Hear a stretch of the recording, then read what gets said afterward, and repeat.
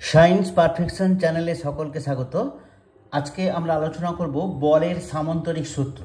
সামান্তরিক সূত্র একই বিন্দুতে ক্রিয়ারত দুটি সমজাতীয় বলকে কোনো সামান্তরিকের দুটি সন্নিহিত বাহু দ্বারা মানে ও দিকে সূচিত করলে সামান্তরিকের সন্নিহিত বাহু দুটির ছেদবিন্দু দিয়ে অঙ্কিত কর্ণ ওই বল দুটির লব্ধিকে মানে ও দিকে সূচিত করবে।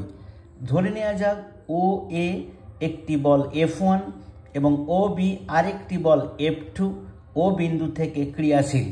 তাহলে ও এ এবং ও বিকে যদি আমরা একটি সামান্তরিকের দুটি সন্নিহিত বাহু ধরে নিই তাহলে সামান্তরিকটি হবে ও এ সি বি।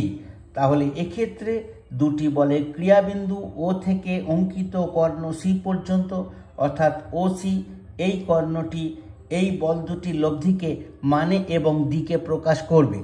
তাহলে আমরা দেখলাম এফ, এটা হলো লব্ধি বল, is equal to F1 plus F2। তাহলে F1 বল এবং F2 বল এর লব্ধি হলো F বা OC is equal to O A plus O B.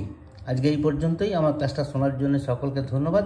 ক্লাসটা ভালো লাগলে অবশ্যই একটা লাইক দেবে, বন্ধুদের সঙ্গে শেয়ার করবে এবং চ্যানেলটিকে সাবস্ক্রাইব করবে। নমস্কার।